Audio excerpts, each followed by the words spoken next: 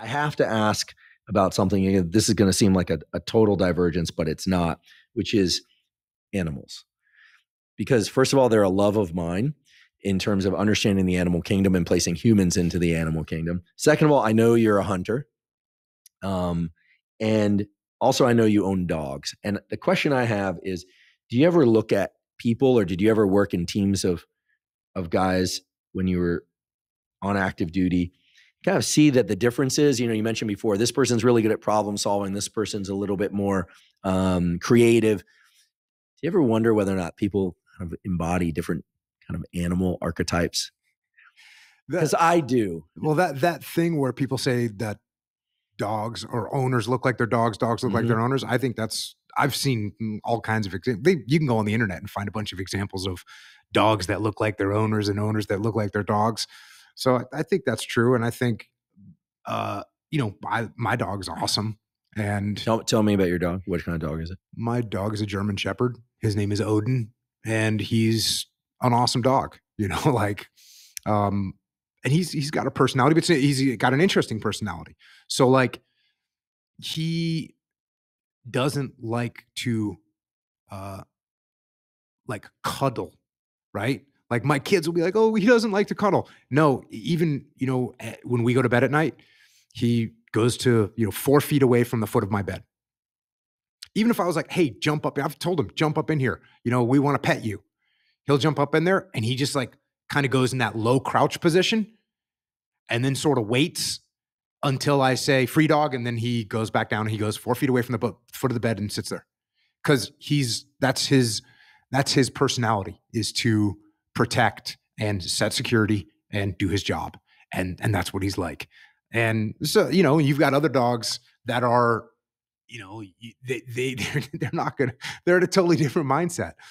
So yeah, dogs have definite personalities. And look, I also have, it's not all genetic. So 2 of my friends, got dogs that were brothers. What are they called? Dogo Argentinos. Do you know what that is? The Dogos. Yeah, those are hard to get in the U.S. They're not. They might not even be legal in the United States. So don't tell me who these people are. Not that I care, but I'm not going to tell you who them. they are. Yep. But these 2 guys, and those 2 guys had different personalities. Well, one guy is a very happy-go-lucky, likes to smoke pot, likes to hang out, very just a chill kind of playful guy. The other guy's not. He's the opposite in every category. So, and they both got these dogs. And you fast forward like a year, the dog that was owned by the playful guy, his dog was just a big puppy licking at, just wagging the tail. The other dog, you had to keep it in a cage or it would murder everything in sight. And these dogs were brothers from the same litter, and they were completely opposite. And so I think it has a lot more to do with nurture than it does to do with nature. But that being said, when you look at Mals, Mals have a personality that is very distinct compared to a German Shepherd. Now, look, there's outlying Mals, there's outlying German Shepherds, there's outlying, you name whatever kind of golden retriever or whatever dog is known for being more playful. Like you get around a Mals are Mals, and they're that way. Have you been around Mals before? Mm-mm. The Belgian Mal. Yeah, a few of them. My neighbor has one, and that thing is not terribly friendly, but it's a security dog, so I don't expect it to be. Exactly. They're I know that they use them for work in the teams. Yep. And I've heard that you have to keep a close eye on your relationship with them, because if you get lax about it, they'll bite you. Is that true? The first time I saw one, we were doing like a drill with using dogs for the first time, and one of the team guy dog handlers came out. And so we hit this target building, and they kind of pre-briefed us like, hey, you hit this target building and this guy's going to be a runner, a squirter. And so we pull up in the Humvees, assault team jumps out. I'm kind of staying external. I kind of want to see what's going to happen. So the squirter goes running off, and the dog handler tracks his dog on this guy, and then releases. It gives him whatever commands, whatever the commands are.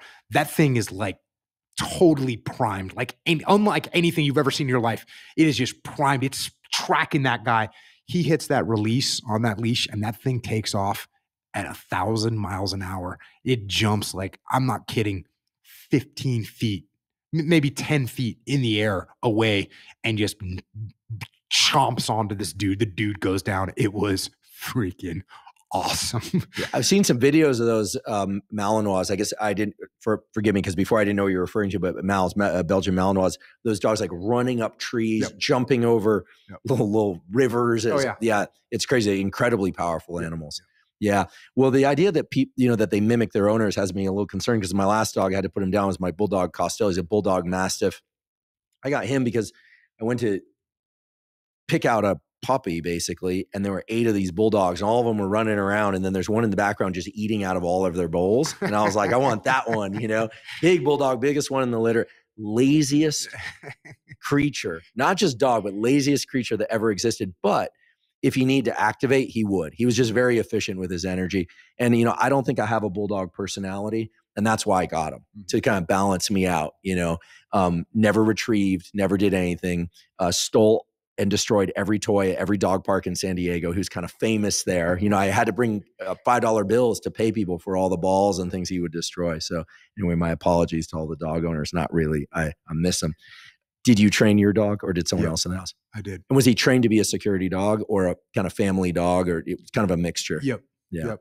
I mean, the true working dogs, unless you have the time and effort to put into them, or you buy them that way, you don't want one of those dogs that I was just describing in your house. They're not for a house. Unless there's that level. My dog's not that level. He's awesome. Did you apply some of the same principles that you use in leadership of humans with your dog?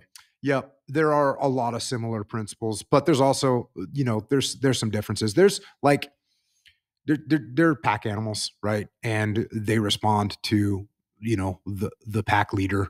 It is funny, my dog obeys me as if it's the command of God.